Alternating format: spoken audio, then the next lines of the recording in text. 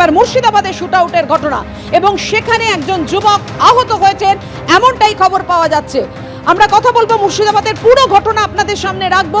এখন পর্যন্ত যেটা জানা যাচ্ছে যে নওদার সর্বাঙ্গপুরে তৃণমূল কংগ্রেসের একটি সভা ছিল, সেই সভায় স্থানীয় ছাড়াই বাইরের লোকজন সেখানে এসেছিলেন এবং ছোট এবং বড় গাড়ি করে সেই জমায়েত স্থলে আসেন এবং ওই গ্রামেই একটি রাস্তার যখন বাঁকে যখন ছোট গাড়ি তিনটি যখন পাস করছিলেন, দুটো গাড়ি যাওয়ার পরে তৃতীয় একটা গাড়ি গ্রামীণ যে জমায়েত ছিল সেই জমায়েতে স্থানীয় মানুষজনের একটা অনুষ্ঠানের জমায়েত, সেই অনুষ্ঠানের জমায়েতে আটকে যায় এবং অভিযোগ, গ্রামবাসীদের অভিযোগ, সেই গাড়ির থেকে নেমে এসে শূন্যে গুলি চালানো হয় এবং তারপরে স্থানীয় মানুষজন সেই গাড়িতে ঘিরে ধরে ফেললে যারা আত্মরক্ষার জন্য তারা গুলি চালায় বলে দেখা যায় এবং একজন যুবক সেখানে গুলিবিদ্ধ হয় এবং তারপরে তাকে মুর্শিদাবাদ মেডিকেল কলেজ হাসপাতালে এই মুহূর্তে সেই যুবকের চিকিৎসা চলছে এবং তারপরে গ্রামবাসীরা ক্ষুব্ধ হয়ে ওঠেন এবং তারা তৃণমূল কংগ্রেসের যারা সমর্থক যারা এসেছিলেন, যে বাসে করে একটা বাস তারা আটকায়, সেই বাস ভাঙচুর করা হয় বলে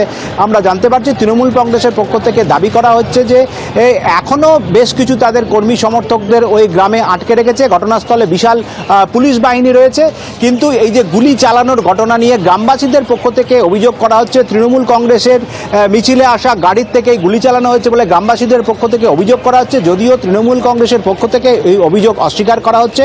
পুলিশ গোটা ঘটনা তদন্ত করে দেখছে এবং দু তিনটি থানার পুলিশ ইতিমধ্যেই ঘটনাস্থলে পৌঁছেছে এবং এলাকায় কিন্তু এখনও তীব্র উত্তেজনা রয়েছে। কিন্তু সবচেয়ে বড় প্রশ্ন যে কে গুলি চালালো সেটাই নিয়ে এখন সবচেয়ে বড় প্রশ্ন দেখা দিয়েছে। এই মুহূর্তে মুর্শিদাবাদ মেডিকেল কলেজ হাসপাতালে ওই গুলিবিদ্ধ যুবকের চিকিৎসা চলছে। আমরা যেটা হাসপাতাল সূত্রে যেটা জানতে পারছি, সেই যুবকের অবস্থা এখনও স্থিতিশীল নয়, সংকটজনক বলেই তারা জানাচ্ছেন। তার ইতিমধ্যে তার সিটি স্ক্যান করা হবে বলে আমরা হাসপাতাল কর্তৃপক্ষদের জানতে পারছি। গোটা ঘটনা নিয়ে কিন্তু এলাকায় উত্তেজনা এখনো রয়েছে। পাপিয়া, আমাদের সঙ্গে রয়েছে করুণাময় সিংহ। করুণাময়, যেটা জানতে চাইছি যে এখনো পর্যন্ত পুলিশের কাছে সর্বশেষ কি তথ্য রয়েছে, কে খুন করালো, কেন খুন করালো, সেই বিষয়ে পুলিশ কিছু বলতে পারছে না। দেখো, মালদার দাপুটে তৃণমূল নেতা এবং ইংরেজবাজার পৌরসভার কাউন্সিলর দুলাল সরকার খুনের ঘটনার 56 ঘন্টা অতিক্রান্ত। এখনও পর্যন্ত এই ঘটনার মাস্টার মাইন্ড কে তা এখনও পুলিশ জানতে পারেনি। তোমাকে বলে রাখি, মোট 5 জনকে গ্রেপ্তার করা হয়েছে এই খুনের ঘটনায় যুক্ত থাকার অভিযোগে, যার মধ্যে আজকে 2 জনকে কোর্টে তোলা হয়, মালদা জেলা আদালতে তোলা হয় এবং সেখানে সরকারি আইনজীবী বিচারককে জানান যে 3 জনকে গ্রেপ্তার করা হয়েছিল তাদেরকে জিজ্ঞাসাবাদ করে এই 2 জনের নাম উঠে আসে, অভিজিৎ ঘোষ এবং তোমার হচ্ছে অমিত রজক। এই 2 জনকে গ্রেপ্তার করা হয়েছে এবং এদেরকে আরও 13 দিনের পুলিশি হেফাজতের প্রয়োজন। কেন প্রয়োজন তিনি জানাচ্ছেন কোর্টকে যে এখনও পর্যন্ত মাস্টার মাইন্ড গ্রেপ্তার হয়নি, সেই কারণে এদেরকে জিজ্ঞাসাবাদের প্রয়োজন রয়েছে। তোমাকে বলে রাখি, 3টি প্রশ্নের উত্তর এখনও অধরা এবং পুলিশ এই বিষয়ে এখনও পর্যন্ত কোনো সদুত্তর দেয়নি। এই খুনের মোটিভ কি, দুলাল সরকারকে কেন খুন করা হলো, 2 নম্বর মাস্টার মাইন্ড কে, এই খুনের ঘটনার পেছনে কারা রয়েছে। সরকারি আইনজীবী নিজে আদালতে জানাচ্ছেন যে মাস্টার মাইন্ড এখনও ধরা পড়েনি। স্বাভাবিকভাবে প্রশ্ন উঠছে মাস্টার মাইন্ড কে।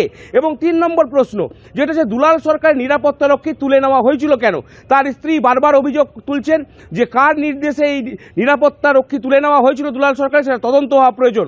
এবং আশঙ্কা প্রকাশ করছেন তার স্ত্রী যে এই পুরো ঘটনার পেছনে বড় বড় মাথারা রয়েছে এবং তাদেরকে গ্রেপ্তার প্রয়োজন। এই যে যারা গ্রেপ্তার হচ্ছে তারা কিন্তু সুপারি কিলার, কেবল তাদেরকে গ্রেপ্তার নয়, এর পেছনে মাথাকে গ্রেপ্তার করতে হবে বলে দাবি জানানো হচ্ছে তার স্ত্রীর তরফে।